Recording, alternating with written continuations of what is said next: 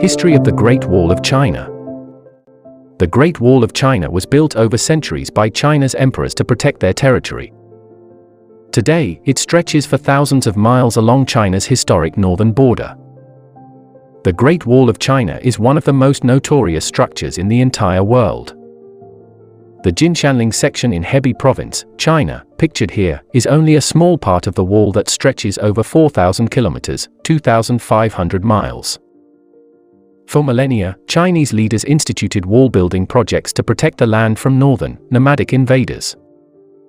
One surviving section of such an ancient wall, in the Shandong province, is made of hard-packed soil called rammed earth and is estimated to be 2,500 years old. For centuries during the Warring States period, before China was unified into one nation, such walls defended the borders. Around 220 BCE, Qin Shi Huang, also called the First Emperor, united China. He masterminded the process of uniting the existing walls into one. At that time, rammed earthenwood made up most of the wall. Emperor after emperor strengthened and extended the wall, often with the aim of keeping out the northern invaders.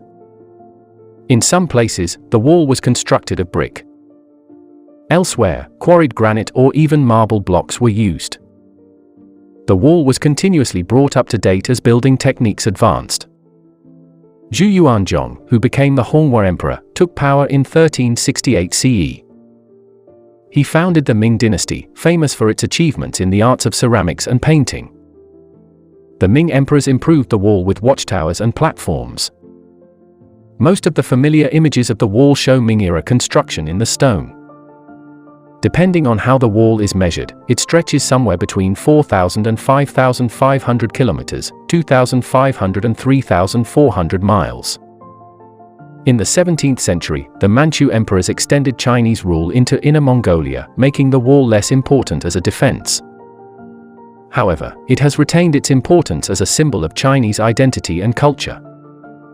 Countless visitors view the wall every year.